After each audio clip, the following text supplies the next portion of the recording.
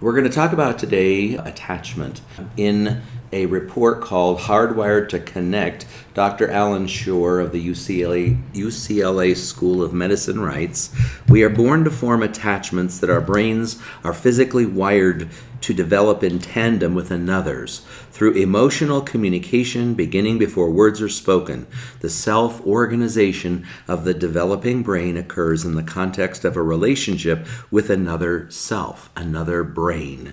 That's what attachment is. This relational context can be growth facilitating or growth inhibiting, and so it imprints into the developing right brain either a resilience against or a vulnerability to later forming psychiatric disorders. In fact, that report, 29 nationally known pediatricians in 2006, all mental illness is the result of a lack of attachment. So if we're going to solve the current mental illness crisis of our country, we're going to learn and have to learn how to connect with one another, how to attach. And so attachment begins like a clock. So at 12 o'clock is the need, and at 3 o'clock there's an expression of that need. It will leak out in the language that the child uses, or the behavior of the child uses, or the individual communicates, hey, I really need this, that, or the other thing. And at 6 o'clock, whoever meets the need is going to be who you attach to.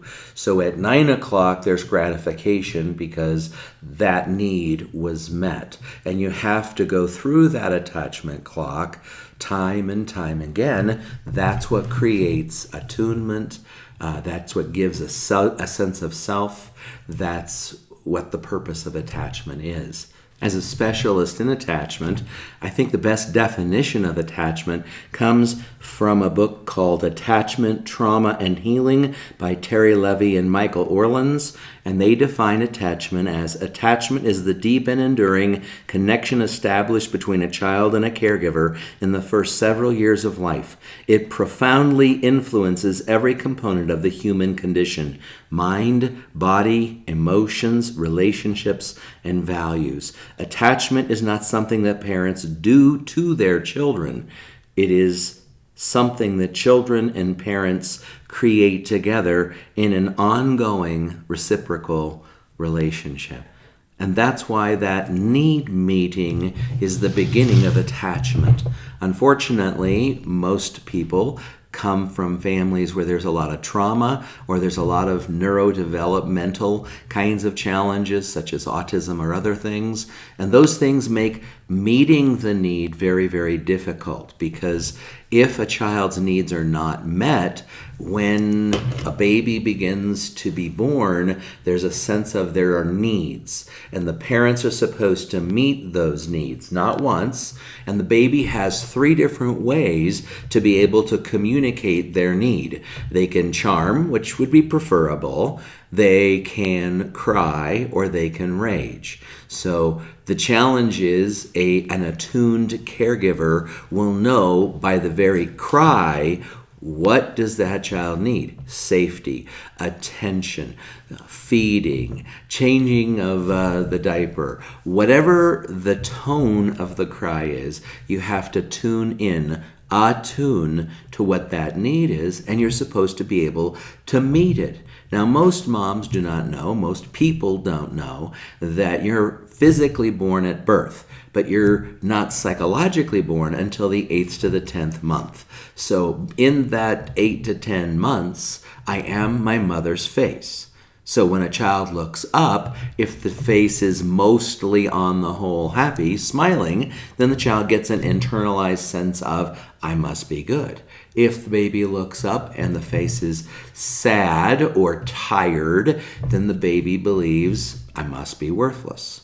And if the baby looks up and the mother's face is angry because I've fed you, I've changed you, I've given you attention, I don't know what else you need, and that frustration creeps in, and it's an angry face, then the baby internalizes the belief that I am bad.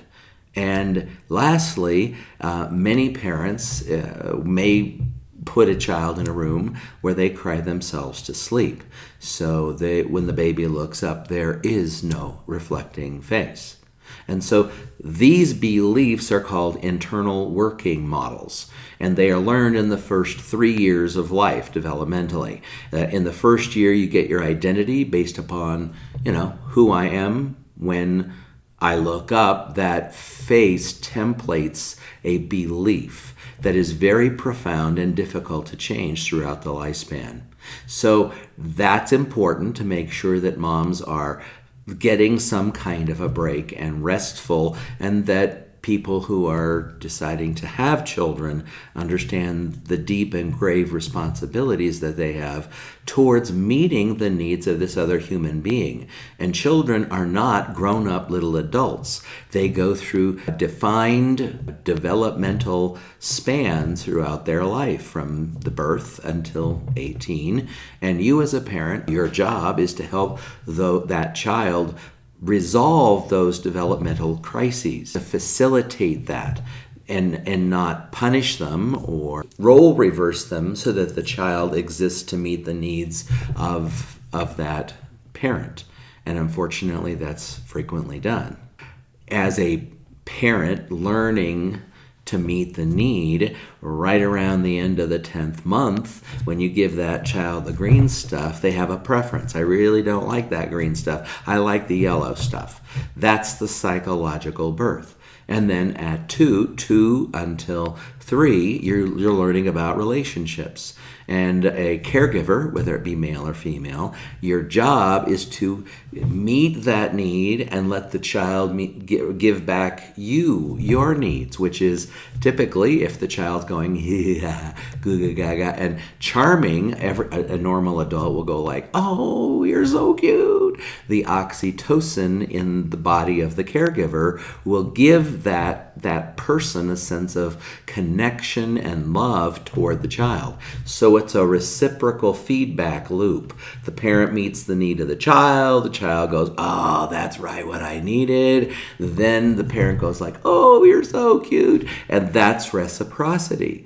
Right around 2, you're supposed to teach the child boundaries. You're supposed to teach the child no, and understand that that's what it means, and to accept that. A good mom or dad is going to be able to label emotions. "Oh, honey, you're sad. Oh, honey, you're mad," so that the developing left brain, Broca's center, language center of the brain, begins to pair sensation in the body with the language component.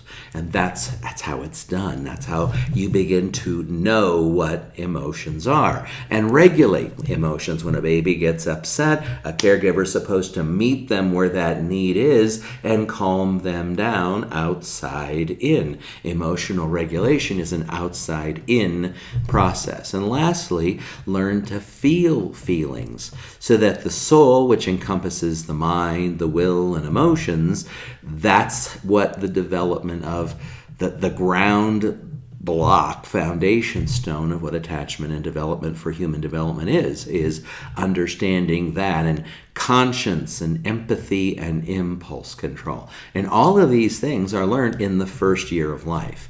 Finally, at 3, you learn secure base, meaning a caregiver's here, a kid is here, the kid goes out, gets scared, and comes running back to mom or dad to let them comfort them outside in.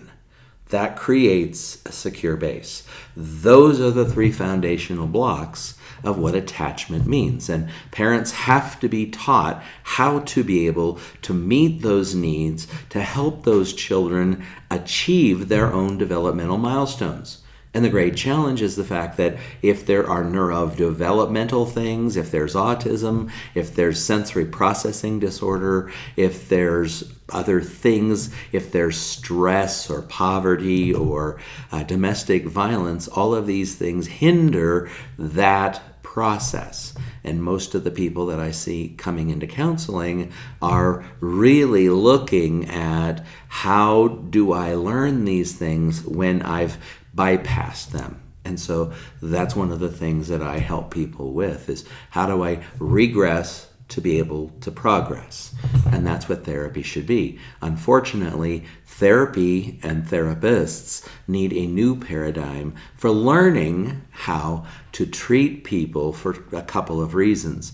The amount of trauma and the amount of neurodevelopmental disorders such as autism, Asperger's, those kinds of things are huge. So a typical therapist will say, hey, how do you feel about this? Or what happened this week, as a way to try to connect with the client. But if the client's not connected to their feelings, either because of trauma or neurodevelopmental disconnection, then that person will be very traumatized coming to therapy, because that person will give the therapist a therapy answer. I will tell you what I think you want to hear, instead of this is what I really think, because they're actually disconnected from their sense of self, their body. There's no connection with sensation. So we need to have a new paradigm of therapy and a greater understanding of what attachment is and how do you repair it. Because I believe we are wounded in relationships and we are healed in relationship.